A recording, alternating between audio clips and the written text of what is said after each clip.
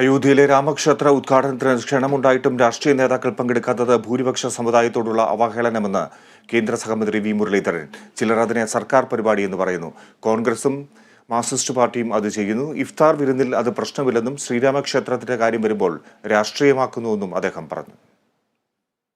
അയോധ്യയിൽ നടക്കുന്ന പരിപാടിയിൽ പങ്കെടുക്കാൻ ക്ഷണം ലഭിച്ചതിന് ശേഷവും മാർക്സിസ്റ്റ് പാർട്ടിയും കോൺഗ്രസും ആ കാര്യത്തിൽ എടുത്തിരിക്കുന്ന നിലപാടുകളുടെ അടിസ്ഥാനം ഭൂരിപക്ഷ സമുദായത്തോടുള്ള അവഹേളനമാണ്. കേരളത്തിലെ ചില കോൺഗ്രസ് നേതാക്കന്മാർ പ്രതിഷ്ഠാ ചടങ്ങിൽ പങ്കെടുക്കരുത് എന്ന് കോൺഗ്രസ് നേതൃത്വത്തോട് ആവശ്യപ്പെട്ടതായിട്ടാണ് പറഞ്ഞിരിക്കുന്നത്. മറ്റു ചില നേതാക്കന്മാർ പറഞ്ഞിരിക്കുന്നത് അത് സർക്കാർ പരിപാടിയാണെന്നാണ്.